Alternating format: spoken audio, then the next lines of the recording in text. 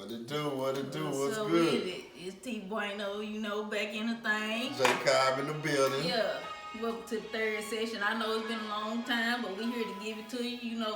Bless and bunnies. COVID was gonna stop us. It didn't. Nah, we keep rolling. You know what I mean? Crack addict. You know what I mean? Like a bad. Got the musical selection, Slow Wine, featuring our drink, Slow Wine. Oh, matter of fact, where's my cup? It's a little seduction going on. You know what I mean? You know what I'm saying? Courtesy of T Bueno, Yeah. Got the slow wine. It's one of them nights, you know what I mean, with you and your boo thing.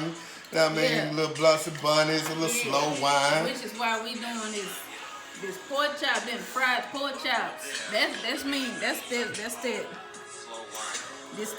love thing. But to me, I call this I ain't gonna lie.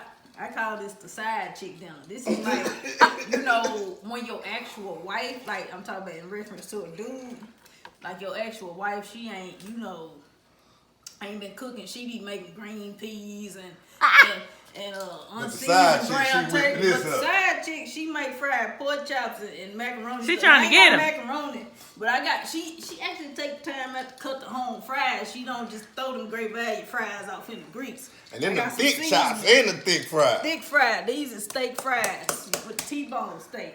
Yeah. So on the pork chops, I got my normal seasonings. I got my black pepper. I got my salt, garlic powder, onion powder.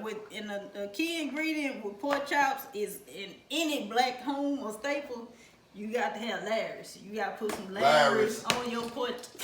You gotta put some Larry's on your pork chop. That world famous Larry's. Larry's, that go on your fries too. And then another thing to just set your pork chops off, you gotta put some rosemary on it.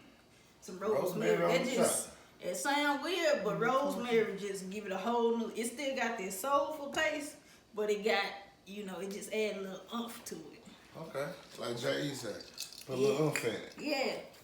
So what we gonna do? I'm gonna put my gloves on because I don't really like to feel on my raw pork chop. They be a little icky, I'm still a chef though, I feel like I get dirty. I just don't like all that mushy meat.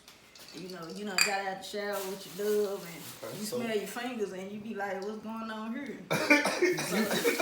Yeah. So, you gotta kind of get that. Now, I got a little bit of flour and, in a little Walmart bag. You can put it in a brown paper bag, however you want to do it, Ziploc bag, but I like to double bag it.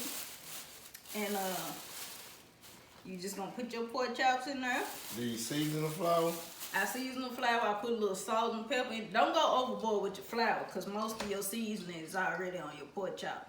Okay. So you gonna just put. I only got 3 because it's a bay day. Well, it's a family day. My bay ain't over here.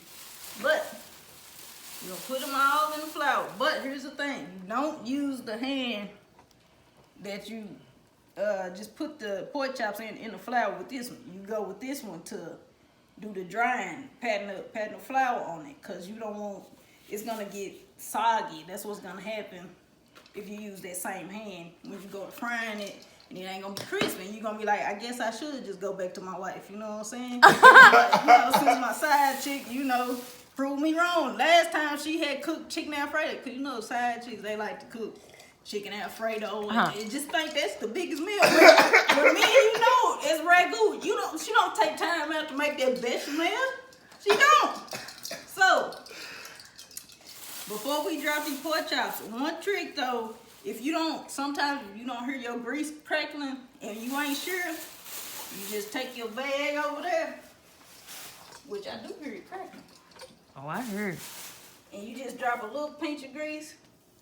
And if it dissolves quick, then it's ready. It's still heating up a little bit, but it's almost ready. So what I'm gonna do while that's going, I'm gonna just go ahead and use that other hand. You're gonna dig some of that flour from under there. I'm gonna use the Michael Jackson glove. Yeah, that's it. Just beat it. Just beat it. You're gonna pat it dry. Now these, the good fried. These ain't fried pork chops you get at the club after you done just got tipsy and you done got about 50 missed calls from Bae.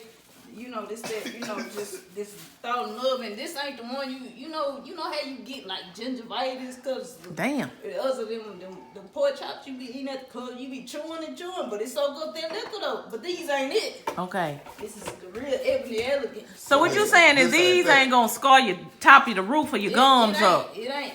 Okay. And this ain't the one that you tell it's you can have a pork chop basket with some bread, but if you gotta eat the bread with each bite with the pork chop, that ain't it. Dry. Okay. It's dry. You gotta put some ketchup on it. Okay. It's dry. Ketchup on a pork chop? If you really like pork chop, you wouldn't eat them with ketchup. I know some people that eat ketchup. That's how I feel. Now, you know, hot sauce, you know, I get that, but I just like to eat mine just straight up. Yeah. That's what I do.